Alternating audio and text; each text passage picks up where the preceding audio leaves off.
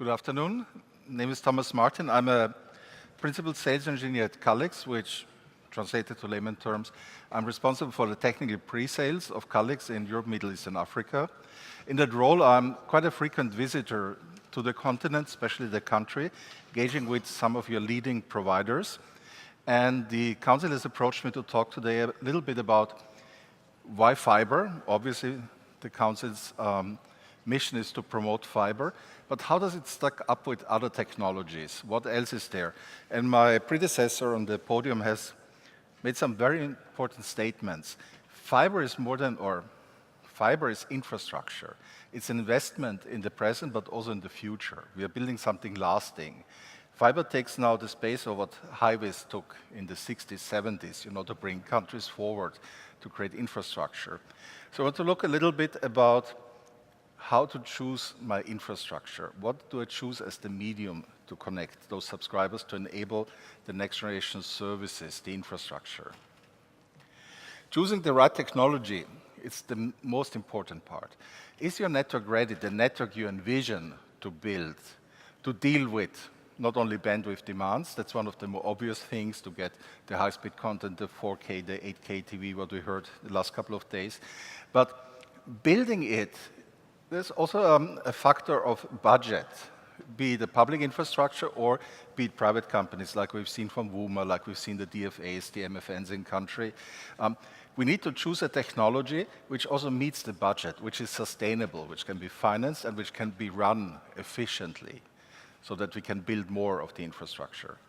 And then, of course, how complex is the network? As an engineer, we love to build complex things, to show our skills, and use them to the extreme. But what about the people who have to run it afterwards? So I need to find technologies and solutions which reduce complexity, which provide the infrastructure of the future, but are simple to run, and simple means also cheap or cost-efficient to run. Disruption in networks, when you look at network planning, is the new norm. Stability, the old triple play, is long gone. Disruptions come on the network planning from many aspects. The classic bandwidth, be it the Netflix, the YouTubes, the video content, the interactive content, over how to get to the network. In the old days, network was wired. I had my modem, connected my PC, that's it. Now the new media of choice is actually wireless. So I need to have also planning to connect my end users in the home via wireless, or use fiber also as a feeder to last meter technologies like 5G. We're getting closer to the subscriber. Of course, we need an infrastructure behind that. Copper technologies like G-Fast, but also more and more Internet of Things. How can I actually deal with the whole lot of new clients coming up, be it home automatization, be it surveillance, be it the smart cars, down to security.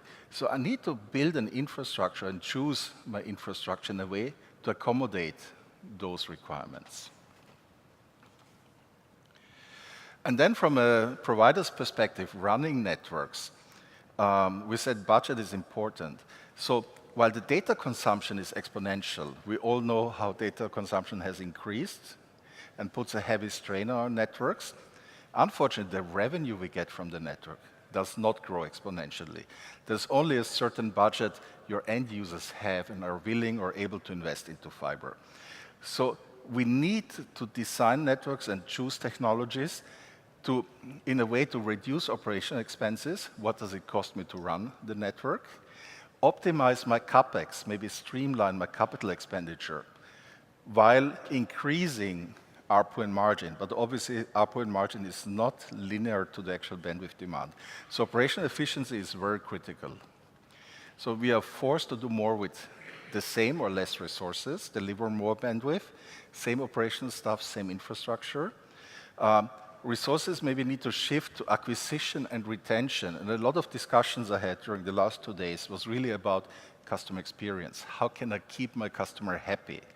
How can I provide the services that they stay with me and don't churn? And then, of course, look at the complexity of the networks we build. How can we collapse those and automate a lot of the functionality to streamline our operations? So choose your fixed path. What is the best path to a fixed access network? While fiber is definitely the end goal, there's a lot of technologies, I believe, complementing fiber, not necessarily competing. You have heard all about, of course, DSL technologies. That's the majority still on the continent here, especially in South Africa. And then new copper technologies popping up like G.fast, high-speed short loop technologies, GHN, something over coax, and of course the fiber. Where are we today? Today we are already in some countries, also here in South Africa actually, at the gigabit experience. Gigabit services are available. Main medium of choice today is the GPON delivery with some Ethernet as well. And then we see for the last meters or for short loops complementary G.fast, short loop copper technology, and we see some VDSL deployments still there where the fiber hasn't reached neighborhoods yet. While all these have roadmaps to deal with next generation, all these technologies have, except fiber, also inherent limitations. If I look at the technology comparisation, looking at the different, ADSL2 is almost the standard of the past, where we had in good circumstances 24:1 asymmetric, with a relatively good range of 5 kilometers, so you could do CO customer termination.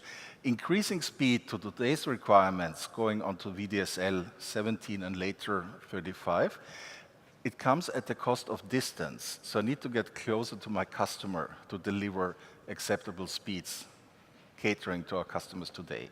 And how to connect these distributed nodes? Of course, through a fiber backhaul. So my infrastructure is fiber. The last meter might be copper. In Europe and the US, we see a lot of traction also in G.fast, where people or service providers use the last meters within a building, within a compound, to utilize the copper, provide speeds up to 500 meg symmetric, and then fiber backhaul into the network. And then in some countries, we have cable TV networks where they're using the coax as the last meter with DOCSIS 3.0, DOCSIS 3.1. They can reach up to 300-400 megabit downstream services, but also at the cost of a shorter and shorter loop to the customer. So looking at the efficiency range and the suitability, fiber is clearly the winner in terms of a long-term investment. We have here nearly unlimited services. Today we are delivering 10 gig PONs already to customers. We can go up to 40 gig with channel bonding. We have distances up to 60 kilometers. So here is really, I believe, the winner of the technology comparisation. Complementing, not necessarily competing, is wireless. I've been around for some time. You can see my gray hair. I remember the early trials of WiMAX 10, 15 years ago. It was like a savior to use radio as a last meter access. Hit a lot of challenges, be it on multicast for TV deliveries, be it weather. When I was in Riyadh in Saudi Arabia, they had sandstorms. All of a sudden, the radio interference increased. 4G, 5G looks good on the paper. I think it's good for burst communication, but it's a shared media.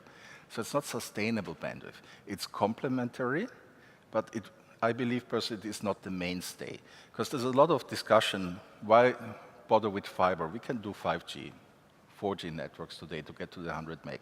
But what we need to understand is, first of all, it's a fiber feeder required anyway. Second, it's a shared media, which has some physical limitations by constructions, buildings in the area, and by number of clients. You can have your peaks with 100, 200 meg, but it's not sustainable for a large group of people, like if you would have dedicated fiber. So why fiber?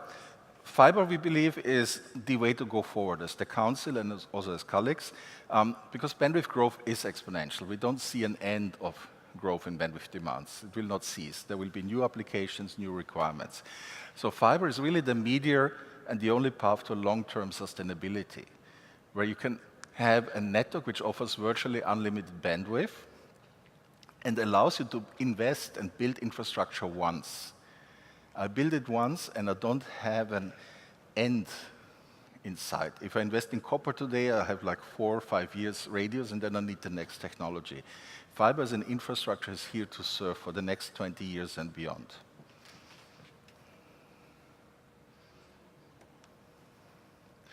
And then gigabit networks. We see the first gigabit services emerging also on the continent. And here we see on sustainable bandwidth, comparing at the different technologies, we do have copper technologies on short loops. Excuse me, it's an American slide. So in the 100-meter range, we have roughly 400 or 500 meg symmetric. But then with the increasing distance, it goes way down, where fiber holds you at a constant gigabit or 10 gigabits. And the advantage, or the important part here is distance. The closer I need to get to the customer, the more active components I have in the field to power, protect, and maintain. So the more distance I can serve with high speed, the less active POPs I have. And this is also an operational impact, of course, a benefit, less active components, less infrastructure to protect, to maintain. Also, fiber is a community access. As I said, fiber should take in the mindset of our governments and the regulators really the space of infrastructure like a highway, like a train line, because it is the new access, the new communication path. So in communities as an asset, we believe it's the technology of choice because it's really the only technology which gives you the flexibility and bandwidth for true open access networks. You have infrastructure operators and they provide nearly unlimited bandwidth to the service providers. And I think that's a very interesting model, open access. You can actually focus core competency on infrastructure and then on service creation and have them in different entities. One is good at building roads or pipes, running them, maintaining them, financing them. And then others have the creative ideas to put on top of it as services, to enabling next generation service, very much like a highway. While fiber has an initial high cost or a perceived high cost initially, it has actually a low operating cost, way less truck rolls or maintenance calls than on the copper plant, way less ongoing maintenance, and it provides a communication infrastructure that's reliable and always available.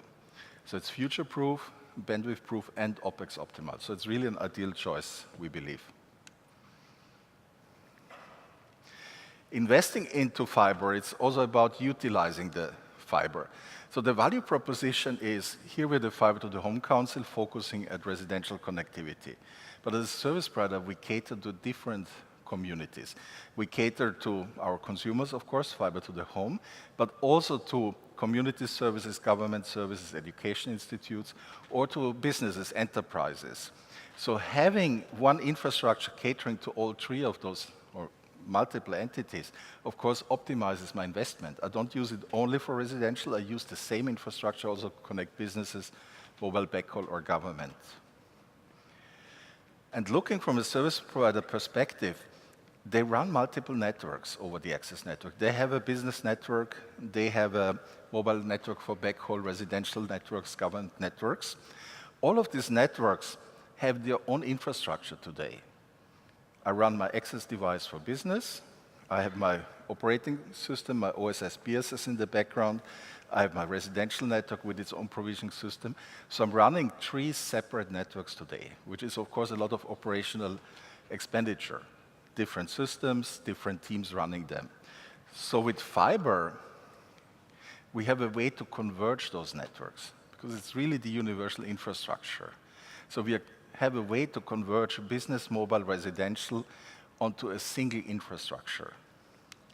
Not only on the physical infrastructure, but we can also combine the access nodes themselves onto a single platform.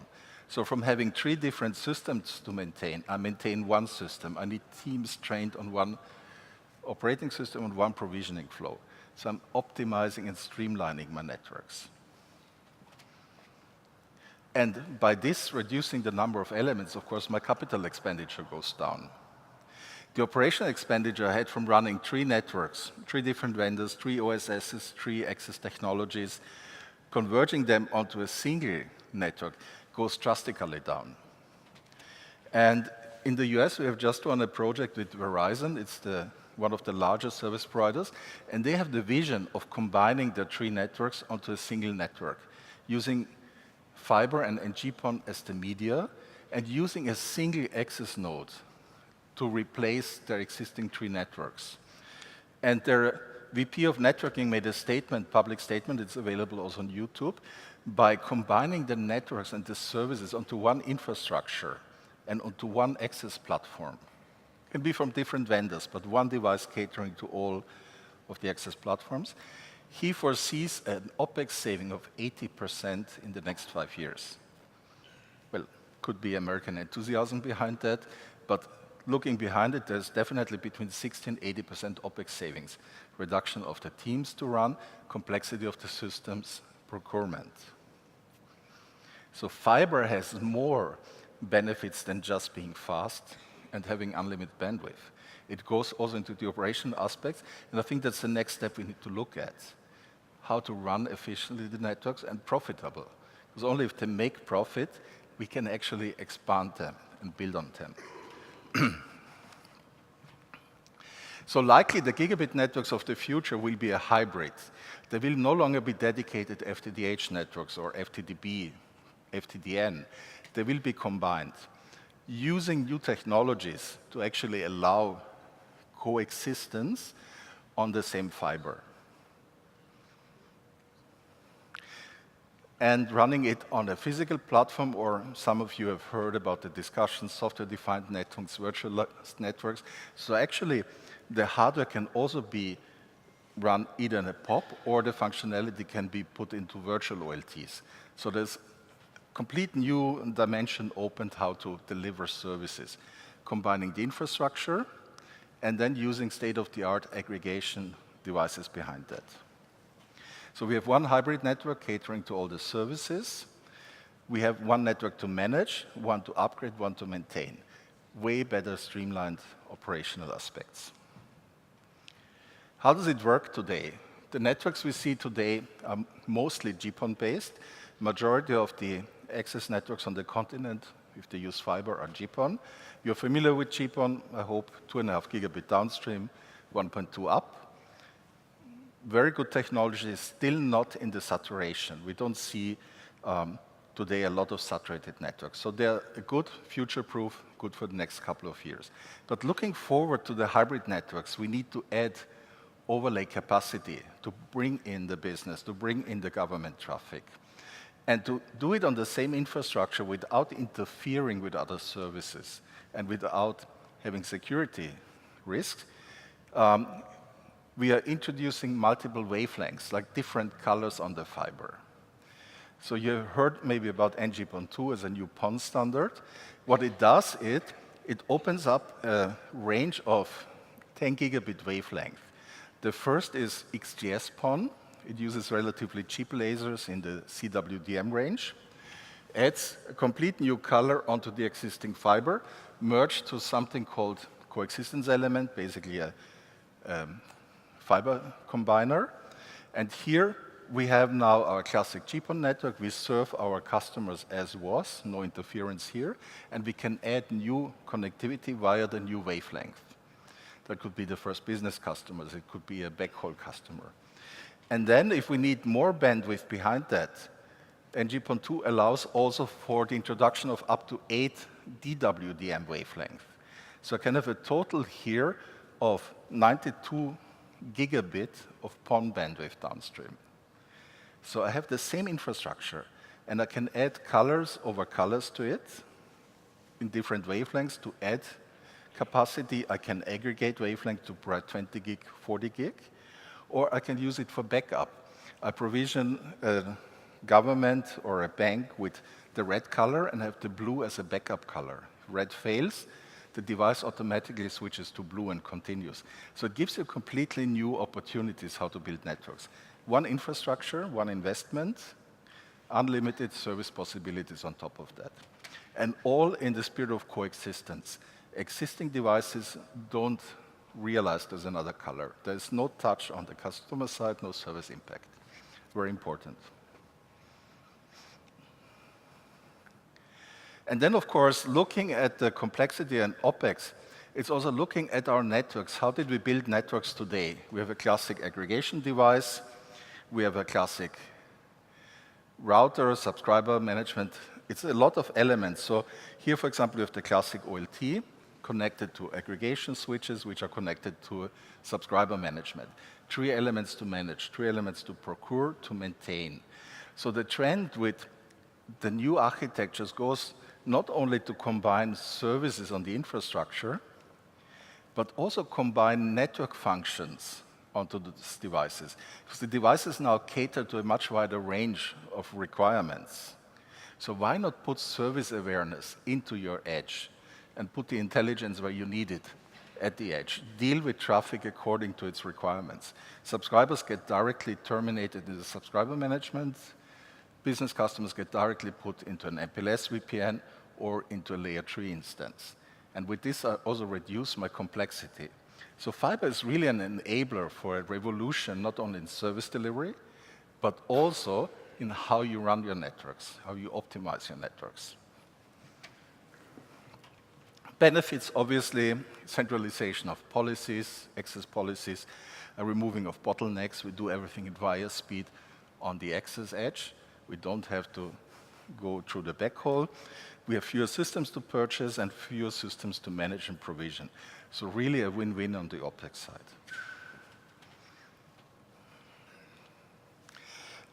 Last but not least, something more as a reading on your way home. Why Fibre? It's not only because of the speed compression, what I did, and of our internal studies as a council or as colleagues. Working also with a customer in rural area in Europe. You might say Europe is a different development standard, but I think the requirements down to building infrastructure are very similar. Obstacles with permissions, obstacles with planning, with rolling out. So there's an initiative to build a rural network in parts of Eastern Europe, part of Northern Italy, Slovenia, very tiny country, Croatia. Those are very sparsely populated areas. 280,000 people live there. And now this company, they want to look at what is the best way to provide rural broadband in the idea of the highway of the future. How can I connect these fishing villages, these mountain villages to the internet? And with this, they did a long study, and I met actually the owner and the author of the study to look at the different networks. What is the best infrastructure to build? And here the URL, you will get hands out. You can actually look at the discussions and his detailed model. I just took out his sample calculation. He looked at a network for 275,000 people, comparing fiber to the curb with VDSL, with LTE, i.e. 4G, with point-to-point, and with GPON networks. VDSL initially looked like the champion because the telecom had copper in the ground, and they have access to it through unbundling. So they thought, wow, we can save on physically rollout, we just lease the fibers. But then looking at it in details is actually to get to my speed of 40 meg, 50 meg, I want to reach as a minimum. I need to get closer. So I need fiber to the cabinets. All of a sudden, digging starts, infrastructure building starts.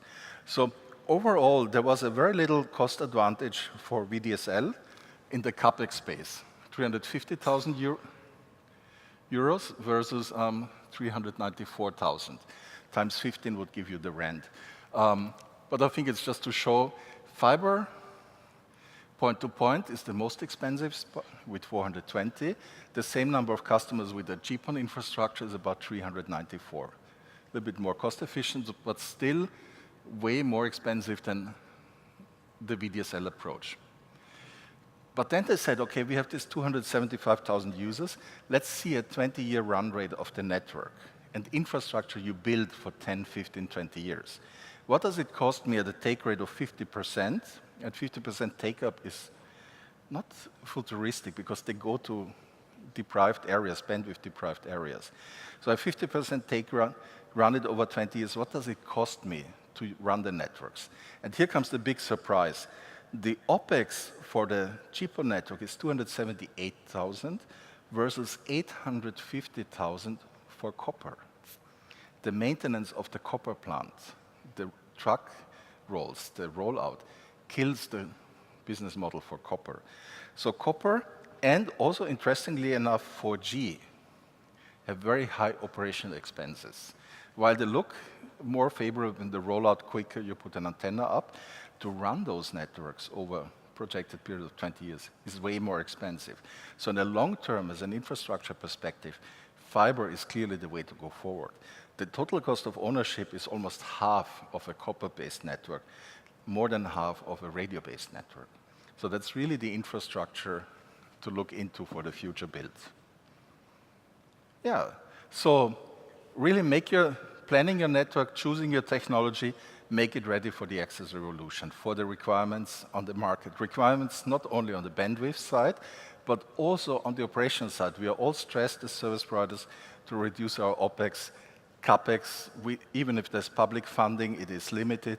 How can we do the best investment into infrastructure? And of course, simplify. One infrastructure, simple network design to build the network of the future. Thank you.